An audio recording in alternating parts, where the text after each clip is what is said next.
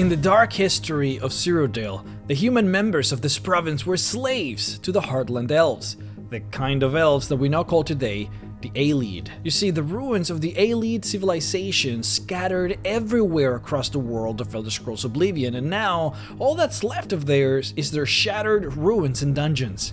Even the Imperial City itself, or more specifically the White Gold Tower, is a creation of these old elves themselves. The human slaves rebelled against their elvish masters, with the help of one who was guided by the gods, Alessia, the Slave Queen. She roused the imprisoned humans, the punished slaves, gathered hordes of Nords from the north, and motivated angry nobles from the elvish clans. And she formed an army to take back Cyrodiil. Her champion was one who almost literally came from the heavens, a warrior of the gods, not truly a man, but a spirit taking human shape, blessed by the Eighth with shining magical divine armor and blades that could cut through evil itself. This was Pelinal Whitestrake, known to all as the Divine Crusader.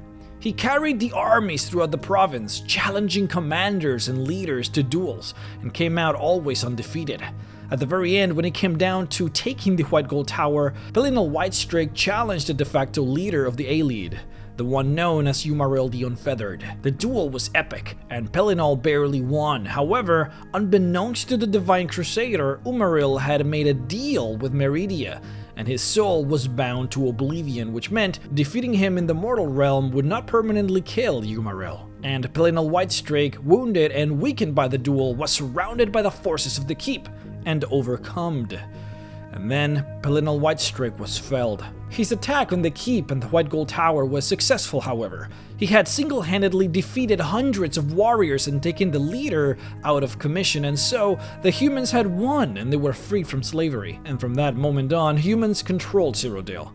It was Alessia herself that actually made the pantheon that we follow today, the pantheon of the Eighth that we know so well, combining features from the Elvish pantheons, the Nordic pantheons, and the human pantheons into one wholesome group of gods that all races could get behind. Now, the story of the DLC of the Knights of the Nine follows this story, as Umarill the Unfeathered has finally returned, now stronger than ever and fully reconstituted. He plans to dismantle religion and vanquish the gods, and it is up to the hero of Kvatch, with the help of the leftover energy of Pelinal Whitestrake, to gather the pieces of the divine armor, the blessings of the gods, and defeat Umarill once and for all. Now, this DLC is not that big, at least not compared to the previous videos that we have done on Skyrim downloadable content. It's basically just one long quest chain that takes you from one place to the next as the hero gathers these pieces of armor. We have, however, gathered a few things that are either interesting, completely secret, or you have likely missed as you played through this plugin. Let's get it started. Number 1. You might not know that Pelinal Whitestrake was always supposed to be gay for his introduction into Elder Scrolls Oblivion. However, it was changed due to concerns regarding the player character becoming Pelinal during the end of the questline. See, Pelinal Whitestrake was known to go on these bouts of endless rage where he would kill hundreds and hundreds of elves in his anger. One of these rages was started because an elvish commander ended up killing a guy named Huna, whom Pelinal Whitestrake cared for very, very deeply. In the book The Song of Pelinal, Book 3, the lore reads, "When Huna, whom Pelinal raised from Greenslave to Hoplite and loved well, took death from an arrowhead made from the beak of Celestilil the singer, the Whitestrake went on his first madness." Now, following this segment, the book makes it sound as if Huna was just a dear friend of Pelinal, maybe more like a son to him than anything more, a person that he saved from misery and raised and trained into a fighter and subsequently loved like a son or loved like a brother. Very Achilles in that regard. However, this was not always how the script was supposed to be, according to the writer of the book, Michael Kirkbride. Michael is a former writer and designer for Bethesda, and he worked on Daggerfall, Redguard, Morrowind, and Oblivion. Notably, he is the writer and creator of many very, very important books in the lore of Elder Scrolls. Books like Sithis, the Arcturian Heresy, the Monomyth, Varieties of Faith in the Empire, and many, many more. These books are what gives us the context for what is actually happening in the world of Elder Scrolls, and is where most of the lore actually comes from when you see videos such as these ones. Now, Michael created the books about Pelinal Whitestrake, and in a Reddit post about 4 years ago, he came out saying that some of his in-game books were edited before release, specifically his books regarding Pelinal. The book How We Have It Now says, when Huna, whom Pelinal raised from Grainslave to Hoplite and loved well. However, the way that it was supposed to be before it was edited said, Huna, a hoplite who Pelinal often shared a tent with at night. Sharing a tent with, of course, being a euphemism for sleeping together, saying that Huna and Pelinal Whitestrake were actually lovers. Now, the reason that Michael was given for the change was simply that Bethesda wanted to keep the sexuality of this legendary figure more mysterious and ambiguous. This to let the player characters reach their own conclusions and make their own interpretations, especially since the player character sorta becomes Pelinal Whitestrake during the questline. And so the book was edited and he was left mysterious and ambiguous. Number 2. Alessia is arguably the most important human in the entirety of the mythos of Elder Scrolls, celebrated with a particularly epic statue in the middle of the Imperial City arena.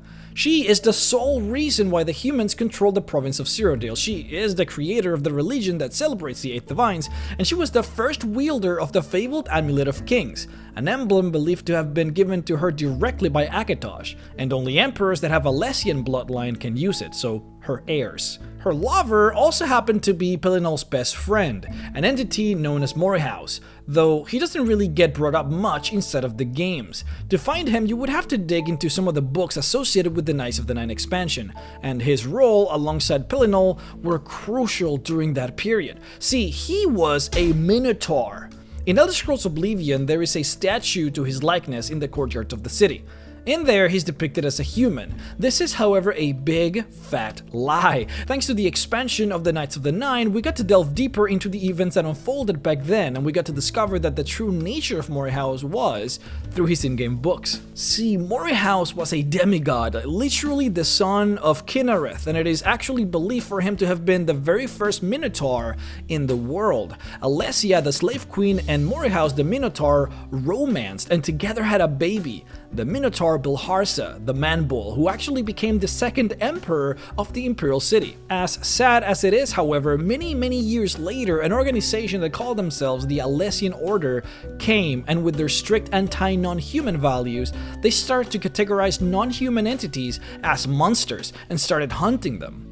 Back then, Minotaurs were intelligent, capable of reasoning to the same degree as humans or elves, but after they were hunted down and pushed into the mountains by this organization, they eventually lost their culture, and they degraded into the Minotaurs that you see today, mindless beasts that just roam around like caveman people hunting for food. Their decline is somewhat similar to what was done to the Snow Elves that later became the Falmer, just mentally degraded into nothingness. After that, the overhaul of history was made where the Order changed history by saying that Morihaus was actually always human, lying to the people and making enemies out of non-humans. Even though back in the day, the Minotaurs were the most loyal to the Empire, the ones who were sent directly from Kinnereth to aid in the rebellion. Number 3.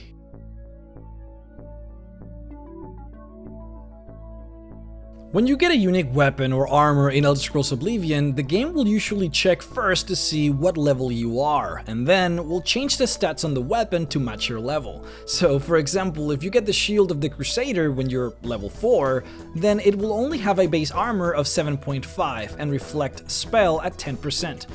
But if you get the shield when you're level 25, then you will get the highest possible stats on the shield, which would be base armor 15 with a reflect spell at 18%.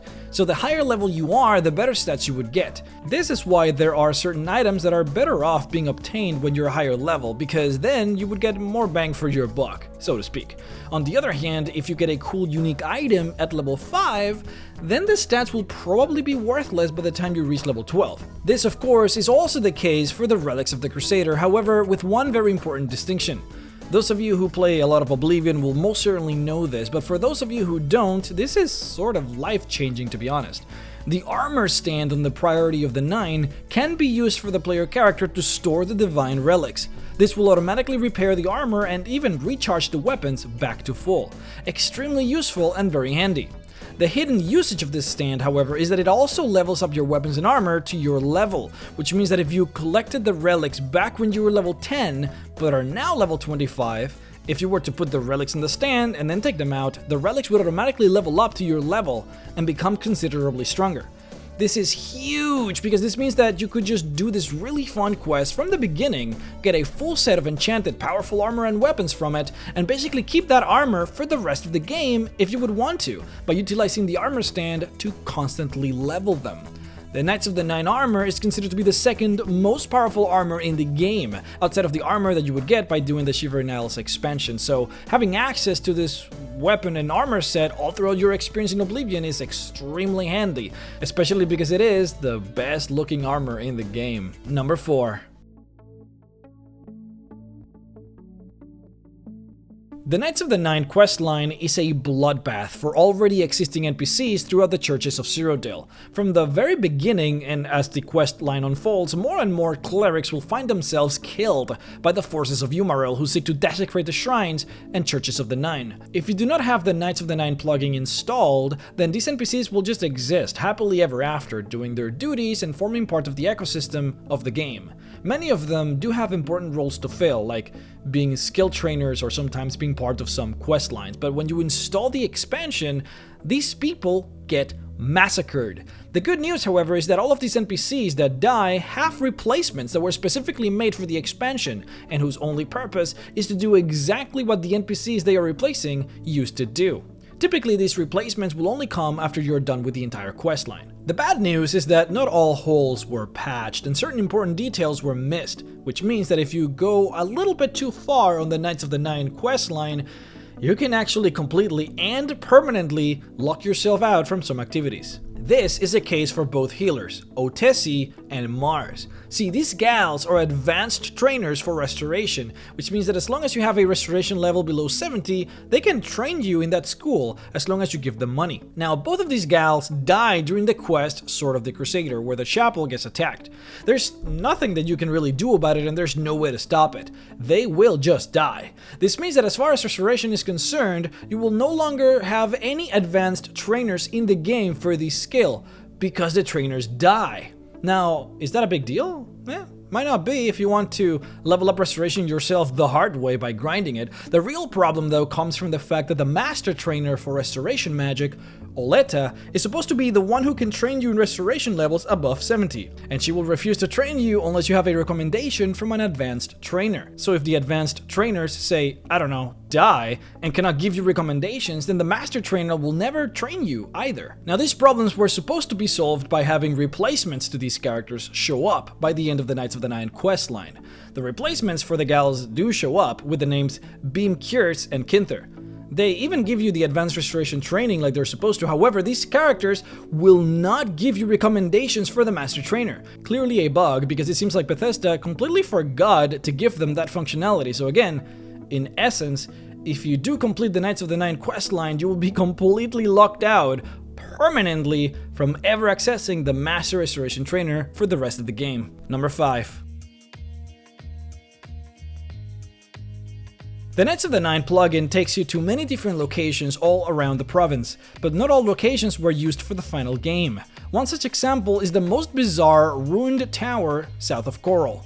This place is an unmarked territory featuring a very simple ruined tower with no entrance and no lore. Just a few skeletons that roam the place is all that we have left of this location. Clearly some form of unfinished dungeon, since the actual tower itself is not even fully finished. You can clearly see that the developers forgot to add a wall which allows you to see and walk through it. If you search deep into the code of the game, you will realize that the location is actually marked as Lord Vindrel's tower exterior, which means that the tower is owned by none other than Sir Beric Blindrel, the Wraith that you fight for the Sword of the Crusader.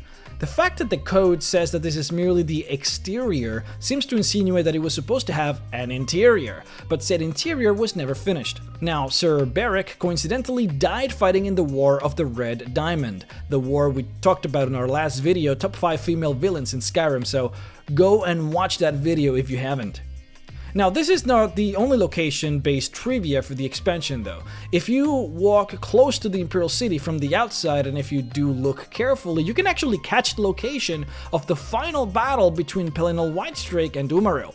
See, at the very end of the questline, after you defeat him in the dungeon, you have to follow him to his Daedric realm and slay him there in order to end him permanently. Even though you're supposed to be in his, in quotes, Daedric realm, in reality the battle does take place above the Imperial City, right in the sky. So if you look closely, from the bottom in the Imperial City, you can actually see the battlefield where you're supposed to fight him at the end of the questline. Not just that, but the NPC character of Pelinal Whitestrake is also right around there, albeit invisible. If you enter the console command kill all, you will actually notice that you would incidentally kill Pelinal as well. Just a couple of fun things that I found really interesting. Thank you so much White Curlin, Toby Oliver, Dylan Baker, Zach Bowell, and Casey Butler for supporting me on Patreon at the $25 level. If you would like to support me as well, then please head on over to patreon.com/MrRhexx to support. Also, be sure to watch the video that I linked to before, the top 5 female villains in Skyrim. I'm really happy with that video. And also, if you haven't seen it, watch my Clavicus Vial Secrets video, one of my favorite videos that I've done in the recent past. So follow me on Twitter as well, please, and see you all next time.